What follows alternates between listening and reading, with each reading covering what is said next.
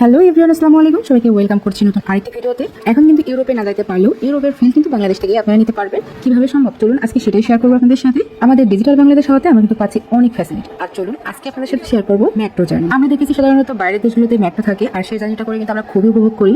আর এখন যেহেতু বাংলাদেশে, সেটা আবার ঢাকাতে, তো এই জার্নি কি কখনো হাতছাড়া করা যায় বলি তো? এই পর্যায়ে আমি শুরুতে চলে আসলাম উত্তরের এবার যে মেট্রো স্টেশনটা আছে আমি সেখানে চলে আসলাম। এখন আমি ভিতরে প্রবেশ করলাম। ভিতরে প্রবেশের সাথে সাথে আপনারা দেখতে পাচ্ছেন ভিতরে কিন্তু অনেক ভিড়, অনেকে দাঁড়িয়ে আছে টিকিটের জন্য লাইনে। আর একটু উপরের দিকে তাকালে দেখতে পাবেন বিশাল আকৃতির একটা ফ্যান, তাও আবার 6 পাখা। এরপর দেখতে পারবেন টিকিট কাউন্টারের পাশে এরকম দেওয়া আছে একটা ভাড়া তালিকার বোর্ড, যেখানে উত্তরা থেকে মতিঝিল পর্যন্ত কোথায় কোথায় কোন কোন স্টেশনে মেট্রোটা থামে এবং ভাড়া কত সবকিছু ডিটেলসে দেওয়া আছে। আর এখানে দেখতে পাচ্ছেন সবাই সরাসরি কিন্তু মেশিনের সাহায্যে টিকিট কাটছে।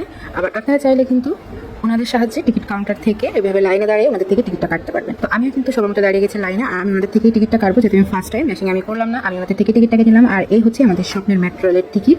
আর এখন আমি চলে যাচ্ছি টিকিটটা পাঞ্চ করতে, কারণ এই টিকিটটা পাঞ্চ করার পরেই কিন্তু আমরা এই সামনের এই গন্ডিটা ক্রস করতে পারবো, তাছাড়া কিন্তু কোনোভাবেই সম্ভব না। এবার চলেন টিকিটটা কিভাবে পাঞ্চ করতে হবে সেটা আপনাদেরকে দেখাই। জাস্ট টিকিটটা নেবেন আর এটার উপরে এভাবে টাচ করাবেন, তাহলেই দেখবেন যে পাঞ্চ হয়ে গেছে আর আপনি সামনে চলে যাবেন। এভাবে চলে আসলাম। আর এখন দেখতে পাচ্ছেন যে মেট্রোর ভিতরের এই পরিবেশটা এত চাকচিক্য, এত পরিষ্কার পরিপাটি, জাস্ট চকচক করতেছে। আমরা সবাই যদি এক হয়ে এই পরিবেশটা বজায় রাখি তাহলে কিন্তু সবসময় এই পরিষ্কার পরিচ্ছন্নতা কিন্তু বজায় থাকবে। তো এখন কিন্তু আমি উঠে গেলাম চলন্ত এই সিঁড়িতে। আপনারা চাইলে লিফটেরও ব্যবস্থা নিতে পারবেন বা সিঁড়িও আছে, এখানে অনেক রকমের সুব্যবস্থা আপনাদের চোখে পড়বে।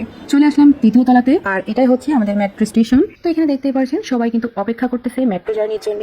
আর ঢাকাতে যারা বসবাস করে তারা কিন্তু সবাই অভ্যস্ত। আর শুধু যশোর থেকে আমি এসেছি এই মেট্রো জার্নিটা উপভোগ করার জন্য, যেহেতু বাংলাদেশে এটা কেন আমি মিস করবো। আর এখানে কিন্তু খুব সুন্দর একটা ঘড়িও দেওয়া আছে, আর সাইডে লেখাই আছে উত্তর। কিছু নির্দেশনা দেওয়া আছে যেটা আপনাকে অবশ্যই মানতে হবে। কিছুক্ষণ পর পর তারা বাসি দিয়ে আপনাকে সতর্ক করবে হলুদ দাগ থেকে দূরে থাকার জন্য। আর এখন কিন্তু আপনারা দেখতে পাচ্ছেন মেট্রো কিন্তু ছেড়ে দিয়েছে, চলে এসেছে যাত্রী নেওয়ার জন্য। খুবই উচ্চগতি সম্পন্ন এই মেট্রোটা আমরা চোখের সামনে দেখতে পাচ্ছি। বৈদ্যুতিক স্পর্শে খুবই দ্রুত গতিতে চলছে এই মেট্রো।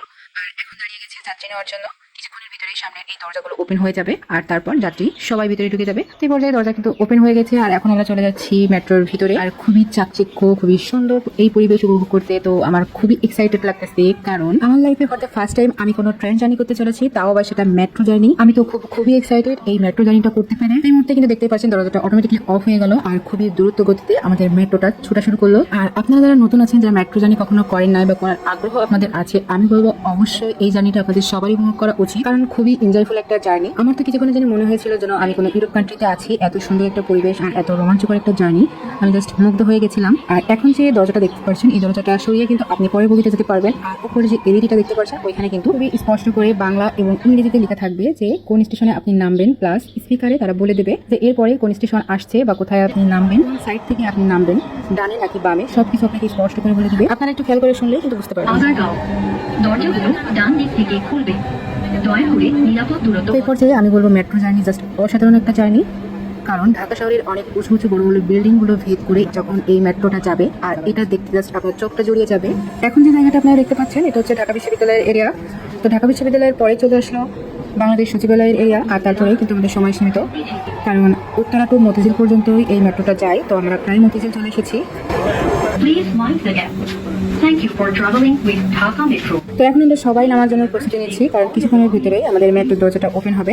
যেভাবে দেখতে পাচ্ছেন দরজাটা কিন্তু ওপেন হয়ে গেছে, আর সম্পূর্ণ যাত্রী আমরা সবাই কিন্তু নামার প্রস্তুতি নিয়ে এই যে আমরা সবাই নেমে যাচ্ছি। আর অপর সাইড থেকে কিন্তু দেখতে পাচ্ছেন যে সবাই আবার দিক থেকে মেট্রোর ভিতরে উঠে যাচ্ছে, কারণ তারা মতিঝিল থেকে আবার উত্তরার দিকে রওনা দেবে। তো এই মেট্রো ট্রেনটা প্রায় 3 থেকে 4 মিনিট এখানে স্টেশনে অপেক্ষা করে, তারপরে যাত্রী নেওয়ার পরে আবারও ছেড়ে দিচ্ছে মতিঝিল থেকে উত্তরার উদ্দেশ্যে। সব মিলিয়ে বলতে গেলে মেট্রো জার্নিটা ছিল খুবই রোমাঞ্চকর এবং উপভোগ্য একটা জার্নি। আশা করি এই মেট্রো জার্নিটা সবাই অনেক এনজয় করবে। আর একটা গুরুত্বপূর্ণ বিষয় হচ্ছে টিকিটটা আপনাদের কাছে অবশ্যই যত্ন সহকারে লাস্ট পর্যন্ত রাখবেন, কারণ এই টিকিটটা মেশিনে দেওয়ার পরেই কিন্তু মেট্রো স্টেশন থেকে বেরোতে পারবেন। তো সব মিলিয়ে এটাই ছিল আমার metro journey Uttara to Motijheel. বাঁচবে সময়, বাঁচবে পরিবেশ, যানজট কমাবে মেট্রো রেল। তো আজকের ভিডিওটা এই পর্যন্তই। সবাই সুস্থ থাকবেন, ভালো থাকবেন এবং বেশি বেশি লাইক কমেন্ট শেয়ার করে দিবেন। আল্লাহ হাফেজ।